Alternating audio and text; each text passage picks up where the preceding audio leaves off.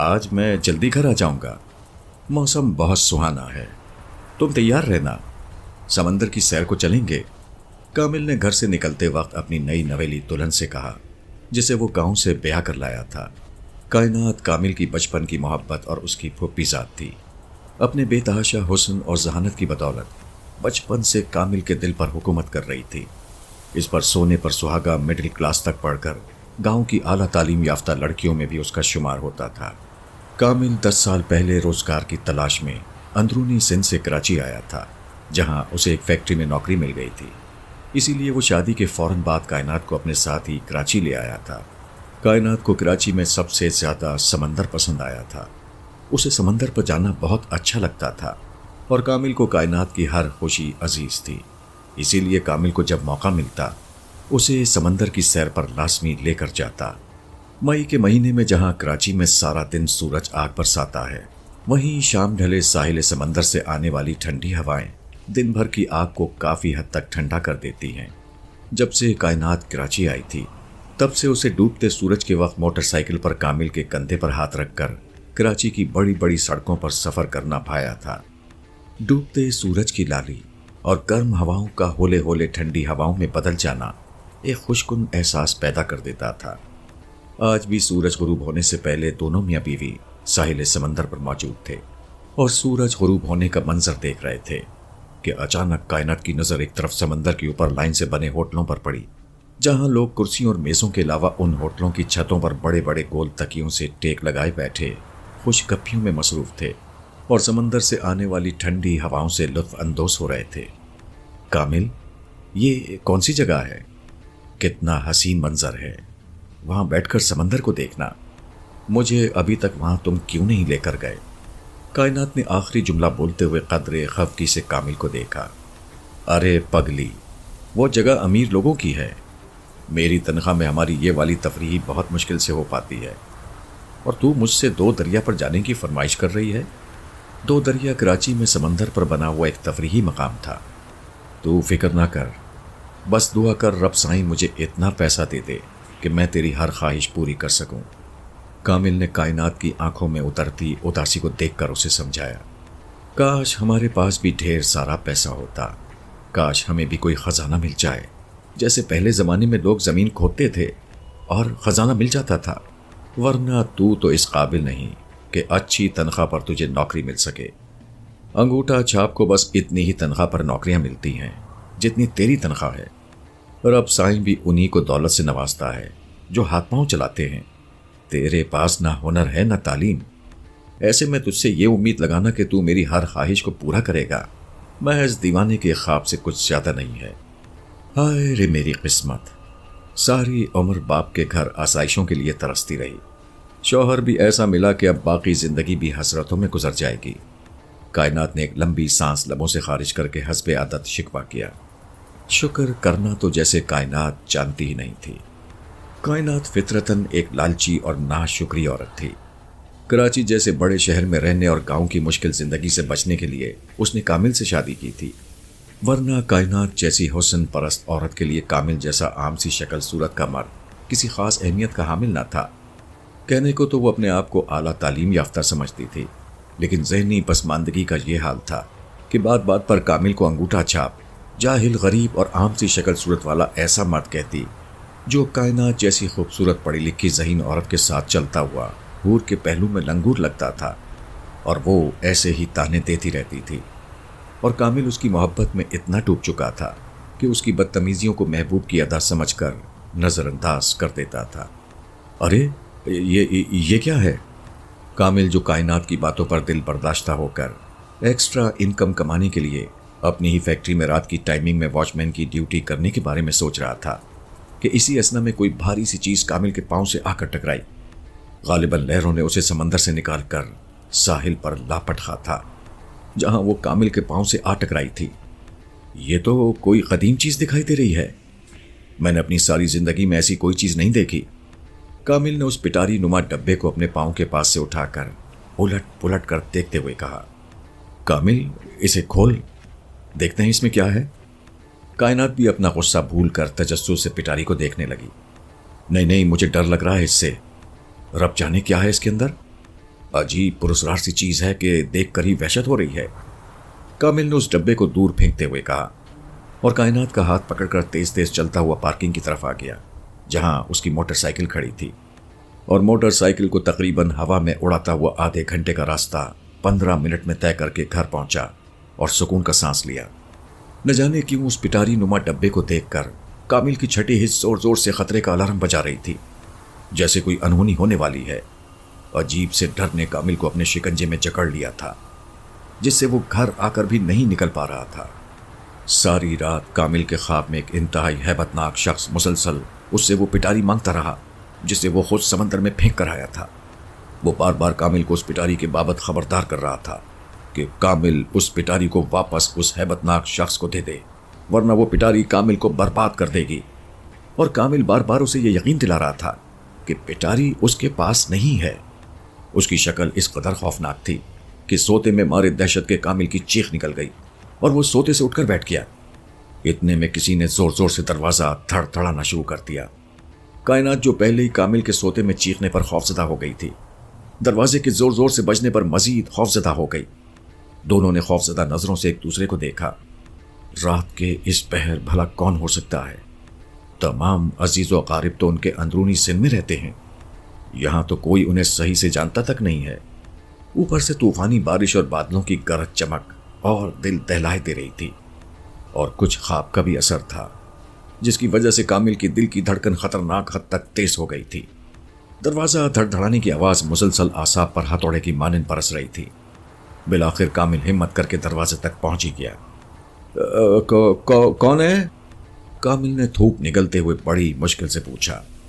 दरवाजा खोल कामिल, मैं करमदाद तेरा चाचा। करमदाद की आवाज सुनकर कायनात और कामिल की जान में जान आई। चाचा, तू इस पहर? खैर तो है सब? कामिल ने जल्दी से दरवाजा खोलकर चाचा को अंदर आने का रास्ता दिया। बारिश की वजह से वो ऊपर से नीचे तक पूरा भीग चुका था। सलाम मामा करमदाद। कायनात ने करमदाद के करीब आकर सर पर हाथ फिरवाया और किचन से जाकर पानी ले आई। जब तक कामिल करमदाद के लिए अपने कपड़े भी ला चुका था। ये ले चाचा, कपड़े बदल ले, तेरे तो सारे कपड़े ही गीले हो गए हैं। नहीं कामिल, मुझे फौरन निकलना है, तुझे खबरदार करने आया हूं। तू खतरनाक मवराई मखलूक के शिकंजे में फंस गया है। जितनी जल्दी हो सके अपने आप को बचा, तेरी दुनिया और आखिरत दोनों खतरे में हैं। उनकी बहुत ही कीमती चीज तेरे पास आ गई है, वो उन्हें वापस कर दे, वरना वो मावराई ताकतें तुझे बर्बाद कर देंगी। चाचा करमदाद ये कहते हुए तेजी से घर से बाहर निकल गया, जैसे अगर वो ज्यादा देर कामिल के घर ठहरा तो जलकर भस्म हो जाएगा। चाचा करमदाद रूहानी इल्म का एक बहुत बड़ा आलिम था और गांव में अपनी रूहानियत और बहुत सी बातों पर वक्त से पहले आगही पर मशहूर था। कामिल तो उसकी गोद में खेला हुआ था। चाचा करमदाद के दिल में हमेशा से ही कामिल के लिए नर्म गोशा था। यही वजह थी कि कामिल पर आने वाली आफत का उसे इल्म हो गया था और वो दौड़ा दौड़ा रात के इस पहर तूफानी बारिश में उसे खबरदार करने चला आया था। जैसे ही करमदाद घर से बाहर निकला, एक जोरदार धमाके के साथ लाइट चली गई। शदीद तेज हवाओं के बायस बिजली का तार टूट कर गिरा था। चाचा करमदाद के घर से निकलते ही गली में मौजूद बिल्लियों ने जोर जोर से रोना शुरू कर दिया। चाचा, सवेरे तक ठहर जा, मौसम बहुत खराब है। कामिल की बात मुकम्मल होने से पहले ही करमदाद बाहर निकलकर अंधेरे में गुम हो चुका था। कायनात मोबाइल की टॉर्च ऑन करके कमरे के दरवाजे पर खड़ी परेशान परेशान से कामिल को देख रही थी। कामिल, जो पहले ही ख्वाब की वजह से खौफजदा था, ऊपर से हंगामी हालत में चाचा करमदाद की आमद और उनका खबरदार करना कामिल को मजीद खौफजदा कर गया। मोबाइल की रिंगटोन ने कामिल को अपनी जानिब मुतवज्जे किया। अरे, बाबा साईं की कॉल आ रही है। यकीनन चाचा के बारे में पूछेगा कि वो खैरियत से पहुंचा है या नहीं। ला जल्दी मोबाइल दे, मैं बात करूं बाबा साईं से। सलाम बाबा साईं, सब खैरियत तो है? इस वक्त फोन किया आपने? कामिल ने कॉल रिसीवर करके बाबा साईं से बात की और साथ ही कायनात को इशारे से मोमबत्ती जलाने को कहा। वालेकुम अस्सलाम।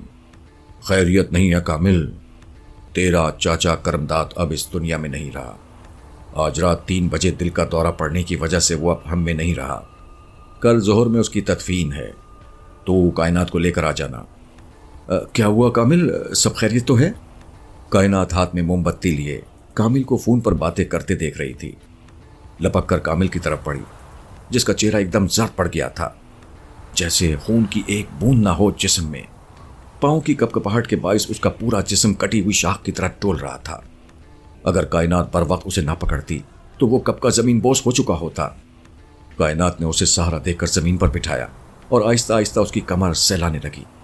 काफी देर तक कामिल सकते की हालत में वहीं जमीन पर बैठा घड़ी को देखता रहा, जिसमें उस वक्त 4:30 बज रहे थे और चाचा करमदाद 3-3:30 के दरमियान उनके घर आया था। जबकि बाबा साईं तो कह रहे थे कि चाचा करमदाद का इंतकाल रात 3 बजे हुआ है। तो इसका मतलब वो चाचा करमदाद की रूह थी जो उसे खबरदार करने आई थी। घड़ी को देखते हुए कामिल ने लरसते हुए सोचा। इतने में करीब की मस्जिदों से अजान फजर की आवाजें बुलंद हुईं। फिर कहीं जाकर कामिल का खौफ कुछ कम हुआ। क्या हुआ कामिल, तू ठीक तो है ना? कामिल को हवासों में आता देखकर कायनात ने पूछा। खैरियत नहीं है कायनात, हम बहुत बुरे फंसे हैं। तुझे पता है हमारे इस घर का एड्रेस किसी को नहीं पता। मैंने शादी के बाद तेरी सहूलत के लिए घर किराए पर लिया था और उसके बाद तुझे रुखसत करके ले आया था यहाँ पर। उसके बाद से गोट से हमारे घर कोई नहीं आया और ना ही मैं वहां गया था। तो फिर चाचा करमदाद रात के इस पहर तूफानी बारिश में हमारे घर कैसे पहुंचा? कायनात ने हैरानी से कामिल को देखा, जो अभी भी हल्के हल्के कपकपा रहा था। कायनात जो हमारे घर रात को 3 बजे आया था, वो चाचा करमदाद नहीं था। बाबा साईं ने बताया है कि चाचा करमदाद को आज रात 3 बजे दिल का दौरा पड़ा और वो इस दुनिया से चला गया। कामिल ने कायनात के हाथों को अपने हाथों में सख्ती से जकड़ कर कहा, मुबादा कायनात बेहोशी ना हो जाए। ये सब सुनकर वो खुद उस वक्त खतरनाक हद तक खौफजदा हो गया था। क्या? कायनात बुरी तरह से हकला गई। धीरे धीरे सुबह की रोशनी तारीकी का सीना चीरती हुई नमूदार हुई। फिर कहीं जाकर मियाँ बीवी का खौफ कुछ कम हुआ। परिंदों की चहचहाहट ने सन्नाटे का सुकूत तोड़कर उनके घर में बसा मौत का सन्नाटा खत्म किया। तो कामिल और कायनात ने इस वहशतनाक सन्नाटे के खत्म होने पर सुख का सांस लिया। मुझे कुछ समझ में नहीं आ रहा है कि कहाँ क्या गलती हुई है मुझसे। रात भर अजीब डरावने ख्वाबों ने मुझे अपनी लपेट में लिए रखा। फिर चाचा करमदाद वाला वाकया, ये हो क्या रहा है मेरे साथ? कामिल दोनों हाथों से अपना सर पकड़कर बैठ गया। कामिल, एक बात कहूं, गुस्सा तो नहीं होगा? कायनात ने डरते डरते कामिल से पूछा। अगर नॉर्मल हालात होते तो शायद कायनात कभी भी कामिल को कुछ नहीं बताती। उसने यही सोचा था कि वो जो भी करेगी कामिल की गैर मौजूदगी में करेगी। लेकिन पे दर पे पुरस्कार वाकयात ने कायनात को भी अच्छा खासा खौफजदा कर दिया था। अच्छा, तो क्या हुआ है? बोल, तूने क्या कुछ छुपाया है मुझसे? कामिल ने अनजाने खौफ से घबराकर जल्दी से कायनात का बाजू पकड़कर उसे झंझोड़ते हुए पूछा। कल जब तू समंदर से वापसी पर मोटरसाइकिल लेने गया था, उस जगह से जहां बहुत सारी मोटरसाइकिलें खड़ी हुई थीं, पार्किंग एरिया, तो तूने मुझसे उस जगह से थोड़ा दूर खड़े होने को कहा था ना? तो मैंने जल्दी से जाकर वो पिटारी उठाकर अपने सामान में रख ली थी, जिसे तू समंदर में फेंक कर आया था। कायनात ने डरते डरते कामिल को बता ही दिया। ओह, जभी तो सोचूं कि अचानक से जिंदगी में हलचल क्यों मच गई है। जब मैं उसको वहां फेंक कर आया था तो क्यों उठाया था तूने उसको? बड़ी अपने आप को अक्लमंद समझती है। मैंने कुछ सोचकर ही उसे फेंका था ना।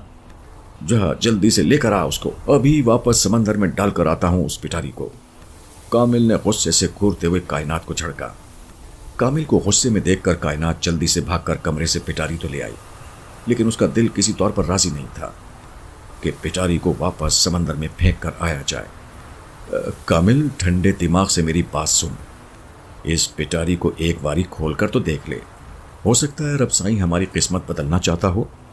कायनात ने पिटारी कामिल के हवाले करते हुए उसे समझाने की कोशिश की। जैसे ही पिटारी कायनात के हाथ से कामिल ने अपने हाथ में ली, उसका गुस्सा खत्म हो गया और वो तजस्सुस से उस पिटारी को उलट पुलट कर देखने लगा। और यही तो इस पिटारी की खासियत थी, ये सिर्फ लालची लोगों के पास ही जाती थी और उनके पास पहुंचकर उन्हें मजीद लालची भी बना देती थी। और यहाँ तो कायनात पूरी तरह लालच में मुब्तला थी और कायनात की ख्वाहिशात की तकमील के लिए कामिल भी लालच में आ जाता था। कामिल को तजस्सुस से पिटारी को देखता देखकर کائنات کا بھی حوصلہ بڑھا۔ کامل، میں نے سنا ہے کہ سمندر میں بڑا خزانہ چھپا ہے۔ ہو سکتا ہے اس پٹاری میں سونا چاندی ہو جو ہمارے دن پھیر دے۔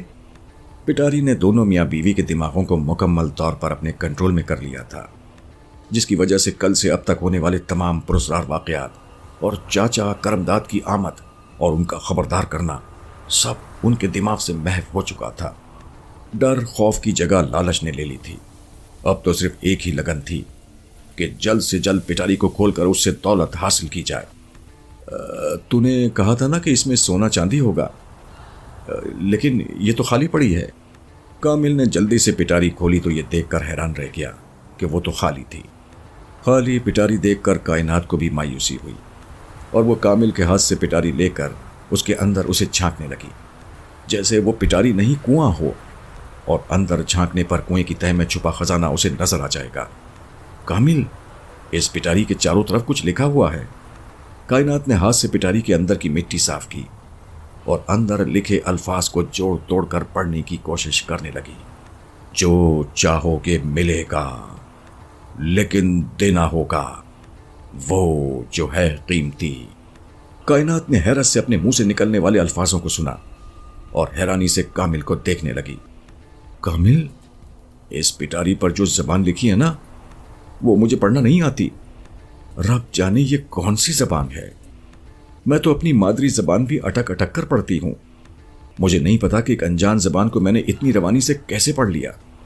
ہو سکتا ہے یہ پٹاری ہماری قسمت بدلنا چاہتی ہو۔ جبھی تو سب کچھ خود بخود ہوتا چلا جا رہا ہے۔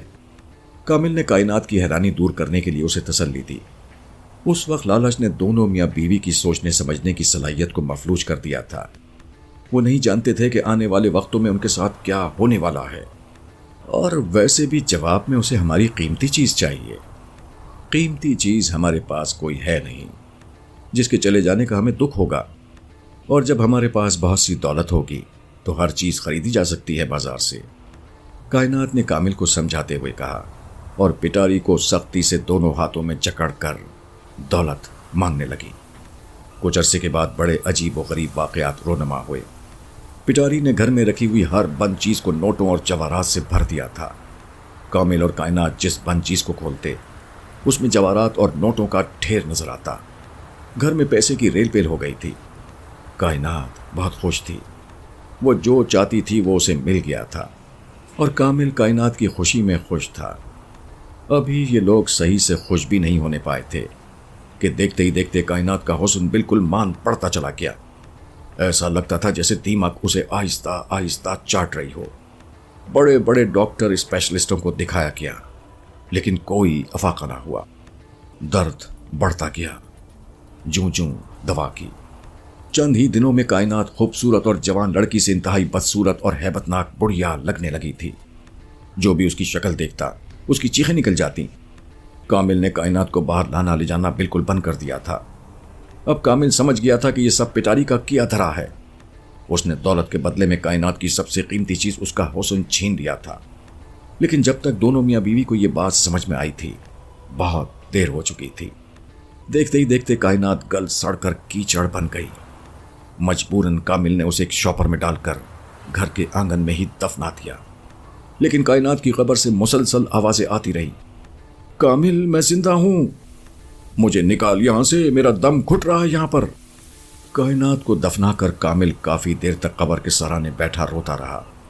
اسے اپنے آپ پر غصہ آ رہا تھا کہ وہ کیوں لالچ میں آیا۔ اچھی خاصی خوشگوار زندگی برباد ہو کر رہ گئی تھی۔ سب سے بڑھ کر اس کی زندگی، اس کی کائنات اس سے جدا ہو گئی، اور پھر قبر سے آنے والی کائنات کی آہ و بکا نے اسے الگ بے چین کر رکھا تھا۔ اس کی سمجھ میں نہیں آ رہا تھا کہ کیا کرے۔ یہ سب ایسی باتیں تھیں جو کسی کو بتائی بھی نہیں جا سکتی تھیں۔ انہی سوچوں میں گم کامل گھر سے باہر نکلا۔ وہ بہت پریشان تھا۔ اسے ہر حال میں کائنات کو اس اذیت سے نکالنا تھا جس سے وہ دوچار تھی۔ رک جا، کہاں جا رہا ہے؟ تیرے مسئلے کا حل میرے پاس ہے۔ کامل اپنی سوچوں میں گم ایک نالے کے ساتھ بنی فٹ پاتھ پر سے گزر رہا تھا کہ اچانک اس آنے والی آواز نے اسے اپنی جانب متوجہ کر لیا۔ اس نے پلٹ کر دیکھا تو ایک آدمی نالے کی دیوار سے ٹیک لگائے بیٹھا اس کی سمت دیکھ رہا تھا۔ حلیے سے وہ کوئی فقیر لگ رہا تھا۔ جس نے انتہائی گندے اور پھٹے پرانے کپڑے پہنے ہوئے تھے۔ ارے جاؤ بابا جاؤ، اپنا کام کرو، پہلے اپنے مسئلے حل کرو، پھر کرنا دوسروں کا مسئلہ حل۔ اپنی حالت کی خبر نہیں اور چلے ہیں دوسروں کے حالات بدلنے۔ کامل جو پہلے ہی پٹاری کے چکر میں آ کر اپنی محبوب بیوی کو کھو چکا تھا، اس شخص کی باتیں سن کر غصے سے پھٹ پڑا۔ میں دعویٰ کرتا ہوں تیری بیوی کو زندہ کرنے کا۔ بول، کیا پھر بھی یقین نہیں کرے گا تو میرا؟ اس فقیر کے کہے گئے الفاظ سے کامل کے آگے بڑھتے قدم رک گئے۔ وہ تیزی سے پلٹ کر اس فقیر کے قدموں میں آ کر بیٹھ گیا۔ تو تجھے یہ سب کیسے پتا ہے؟ کون ہے تو؟ کیا تو سچ کہہ رہا ہے؟ میری کائنات دوبارہ زندہ ہو جائے گی؟ میرے پاس بہت سارا پیسہ ہے، میں اپنا سارا پیسہ تیرے قدموں میں ڈھیر کر دوں گا، بس تو میری کائنات کو زندہ کر دے۔ کامل نے اس فقیر کے گھٹنوں پر سر رکھ کر روتے ہوئے کہا، تو رکھ اپنی دولت اپنے پاس، مجھے بس وہ پٹاری چاہیے جو تیرے پاس ہے۔ فقیر نے کامل سے کہا اور کامل کے اسبات میں سر ہلانے پر اسے اپنے ساتھ چلنے کو کہا۔ ٹھیک ہے، تو چل میرے ساتھ، میں سمجھاتا ہوں تجھے سب کچھ۔ فقیر اٹھ کر ایک جانب چلنے لگا اور کامل اس کے پیچھے ہو لیا۔ یہ تو مجھے کہاں لے جا رہا ہے بابا؟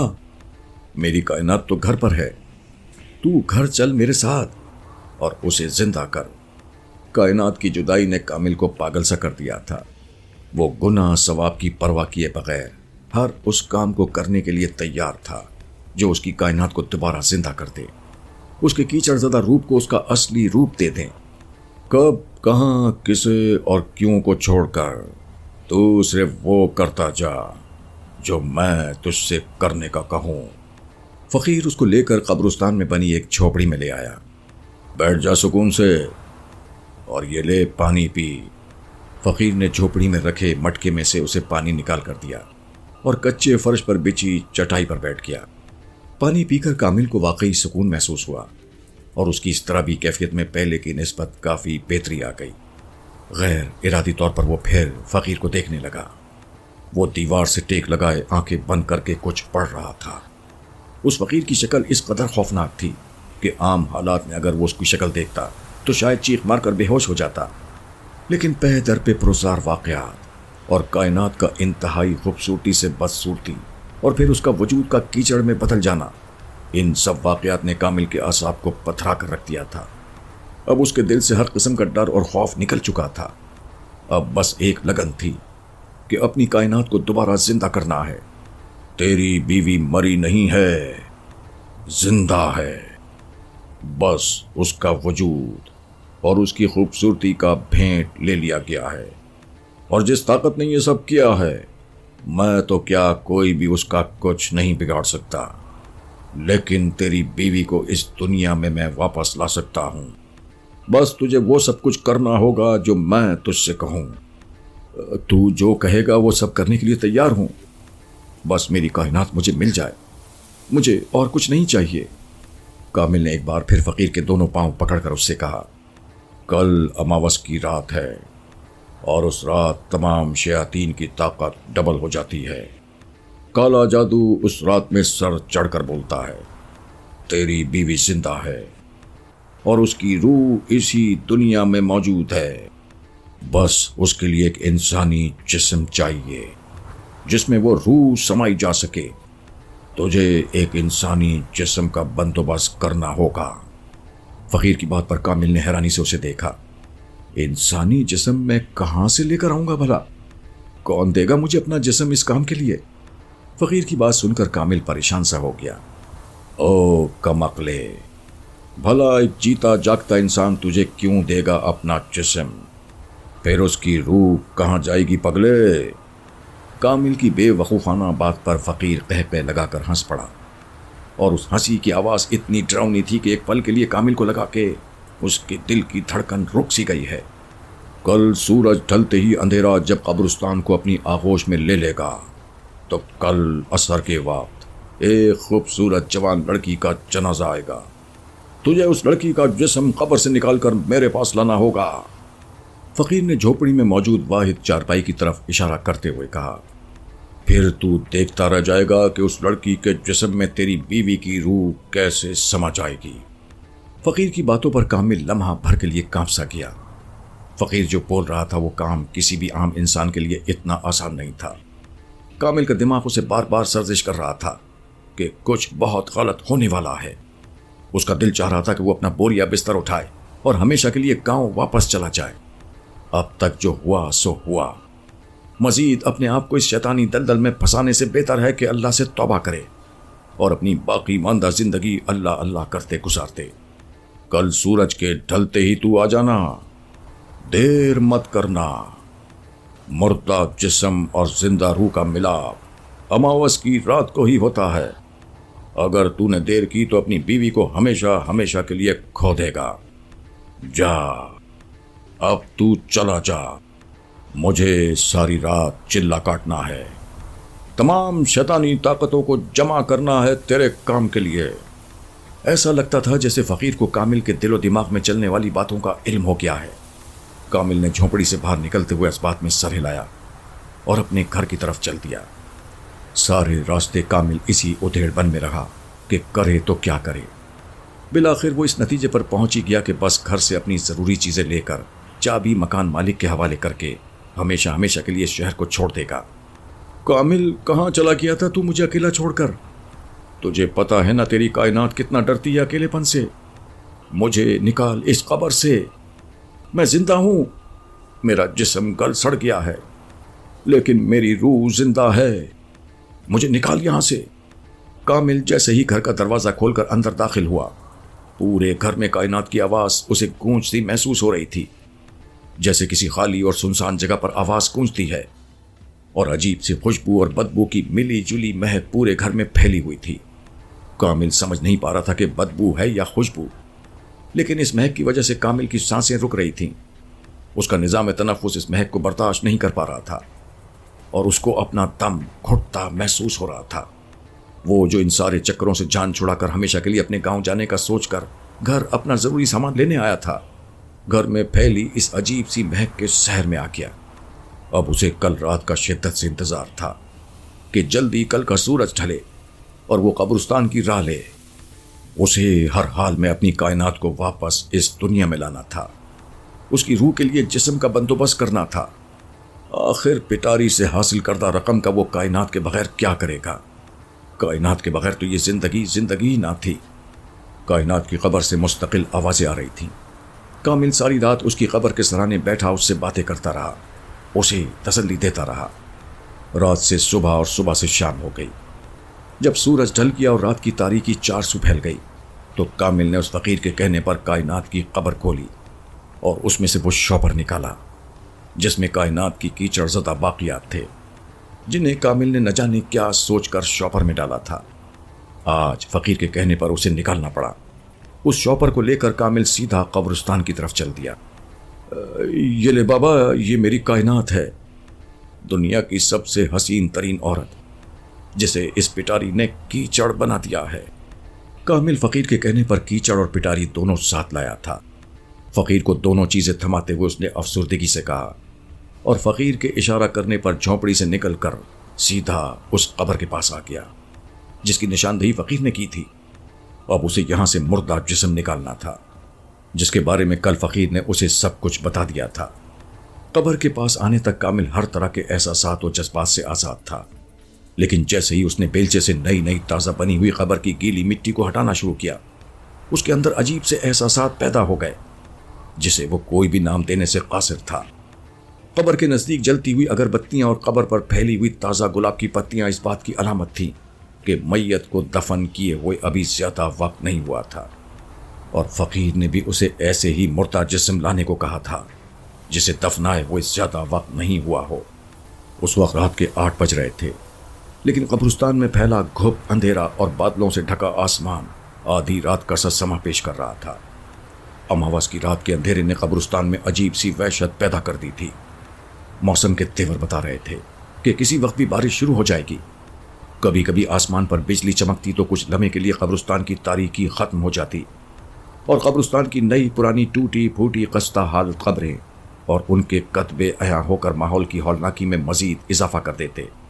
قبرستان میں لگے درختوں پر شاخیں ایسے لٹک رہی تھیں جیسے درختوں پر چڑیلیں الٹی لٹکی ہوں، اور پھر کامل کو اس وقت ہر چیز سے خوف محسوس ہو رہا تھا۔ قبرستان کی خاموشی میں جب کسی جانور کی آواز خلل ڈالتی تو کامل پوری جان سے کانپ جاتا تھا۔ جیسے ہی کامل میت کو اٹھانے کے لیے اس کے قریب گیا، کافور کی تیز مہک اس کے نتنوں سے ٹکرائی اور وہ کھانستا ہوا قبر سے باہر نکلا۔ لمبی لمبی سانسیں لینے لگا۔ کامل نے ایک بار پھر گہری سانس لی، دوبارہ قبر میں اتر گیا، اسے گود میں اٹھا کر قبر سے باہر نکالا اور فقیر کی جھونپڑی کی سمت چل دیا۔ جھونپڑی کی جانب بڑھتے ہوئے اس کی نظر قبرستان کے خارجی دروازے پر پڑی، جہاں اسے ایک حفلہ دکھائی دیا جو ہاتھ کے اشارے سے اسے اپنی جانب بلا رہا تھا اور آہستہ آہستہ سرگوشی کے سے انداز میں کچھ کہہ رہا تھا۔ کامل کو صحیح سے سنائی نہیں دے رہا تھا۔ کامل، بھاگ جا یہاں سے، بہت برا ہونے والا ہے تیرے ساتھ، شیطانی قوتوں نے تیرا دل و دماغ مفلوج کر دیا ہے۔ میں تیری کوئی مدد نہیں کر پا رہا، میں قبرستان کے اندر نہیں آ سکتا، شیطانی قوتوں نے قبرستان کو اپنے حصار میں لے لیا ہے، بہت مشکل سے میں نے اپنی آواز تجھ تک پہنچائی ہے، تو جیسے ہی قبرستان سے باہر نکلے گا تو بچ جائے گا۔ جیسے ہی بجلی چمکی تو اس کی روشنی میں دروازے کے باہر کی طرف کھڑا شخص جو بار بار اسے خطرے سے آگاہ کر رہا تھا کی شکل واضح ہو گئی۔ ابھی وہ چاچا کرمداد کہتا ہوا اس کی جانب لپکا ہی تھا کہ ایک دم بادلوں کی تیز گرج چمک کے ساتھ دھواں دھار بارش شروع ہو گئی۔ اے کامل، جلدی آ، تیری کائنات کی روح اپنے نئے جسم میں جانے کے لیے تیرا بڑی بے صبری سے انتظار کر رہی ہے۔ فقیر کی آواز نے کامل کے قدم دوبارہ جھوپڑی کی سمت کر دیے۔ وہ جو وقتی طور پر چاچا کرمداد کی آواز پر ہوش میں آیا تھا، دوبارہ شیطانی قوتوں کے شکنجے میں جکڑ کر اپنی سوچنے سمجھنے کی صلاحیتوں کو کھو بیٹھا۔ کامل میت کو لے کر جھوپڑی میں داخل ہوا اور فقیر کی پہلے سے تیار کی ہوئی چارپائی پر اس میت کو لٹا کر فقیر کے سامنے جا کر بیٹھ گیا، جہاں فقیر اپنے سامنے ایک کالے رنگ کے پیالے میں کوئلے دہکا رہا تھا، جس میں رب جانے اس نے ایسا کیا ڈالا تھا کہ ایک مسحور کن خوشبو چار سو پھیلی ہوئی تھی، جس نے لمحہ بھر میں کامل کا سارا ڈر خوف ختم کر کے اسے ریلیکس کر دیا تھا۔ اب وہ بڑی بے چینی سے کائنات کے نئے جسم میں آمد کا انتظار کر رہا تھا اور مستقبل کے سہانے خواب بن رہا تھا۔ پیٹاری سے حاصل کردہ دولت اتنی تھی کہ وہ اگر ساری زندگی بھی بیٹھ کر کھاتا تو کم نہ پڑتی۔ کامل نے سوچ لیا تھا کہ وہ کائنات کو 7 سمندر پار لے جائے گا، وہاں یہ لوگ اپنی نئی زندگی کی ابتدا کریں گے۔ ابھی وہ مستقبل کے سہانے سپنوں میں کھویا ہوا ہی تھا کہ اسے کسی چیز کے غرانے کی آواز اپنے بالکل قریب سے محسوس ہوئی اور ایک ساتھ بہت سی بلیوں کے رونے کی آوازیں آئیں۔ بے ساختہ کامل نے آنکھیں کھول کر آواز کی سمت دیکھا اور خوف اس کی کمر کی ہڈی میں سنسناہٹ بن کر دوڑ گیا۔ کامل نے پترائی ہوئی نظروں سے فقیر کو دیکھا، جس کے گلے پر میت اپنے دانت گاڑے اس کا خون پی رہی تھی اور غرانے کی اور تڑپنے کی آواز اس فقیر کی تھی۔ کامل خوف سے جم کر رہ گیا تھا، کیونکہ جیسے ہی میت خون پی کر ہٹی تو وہاں موجود بلیوں نے اس فقیر کی بوٹی بوٹی نوچ ڈالی۔ کامل اس کو دیکھ کر ششدر رہ گیا، کیونکہ جس لڑکی کو وہ قبر سے نکال کر لایا تھا وہ بہت خوبصورت تھی، لیکن اس وقت وہ کسی چڑیل سے کم نہیں لگ رہی تھی۔ لمبے بکھرے ہوئے بال، سفید کفن جو اب فقیر کے خون سے لال ہو گیا تھا، اور اس پر لال انگارہ آنکھیں جن کی پتلیاں اوپر کو چڑھی ہوئی تھیں۔ وہ کسی چوپائے کی طرح اپنے دونوں ہاتھوں اور پاؤں پر کھڑی تھی۔ اس کے منہ سے خون ٹپک رہا تھا اور چہرہ آہستہ آہستہ خوبصورتی سے انتہائی ہیبت ناک ہو گیا تھا۔ جب وہ اس فقیر کا خون پی چکی تو آہستہ آہستہ کامل کی طرف بڑھنے لگی۔ کامل، تو نے میری روح کو جسم دیا، تیرا شکریہ، لیکن مجھے بہت شدید پیاس لگی ہے جو انسانی خون سے ہی بجھے گی۔ مجھے معاف کر دے، تیرا مجھ پر بڑا احسان ہے، لیکن مجھے تیرا خون پینا ہی پڑے گا۔ میں چاہ کر بھی اپنے آپ کو روک نہیں سکتی۔ اماوس کی رات میں جب مردہ جسم اور زندہ روح کا ملاپ ہوتا ہے تو ڈائن جنم لیتی ہے، اور ڈائن کی پیاس انسانی خون سے ہی بجھتی ہے۔ یہ کہتے ہوئے اس ہیبت ناک زندہ روح اور مردہ جسم کے ملاپ نے اپنے دانت کامل کی گردن پر گاڑ دیے۔ جب کامل کا خون پینے کے بعد بھی اس کی تشنگی نہ ہوئی تو وہ قبرستان سے نکل کر انسانی آبادی والے علاقے کی طرف چل دی۔ اسے ابھی اپنی پیاس بجھانے کے لیے مزید شکار درکار تھے۔ قریب پڑی پرسرار پٹاری لالچی انسانوں کا عبرتناک انجام دیکھ کر قہقہ لگا کر ہنس رہی تھی۔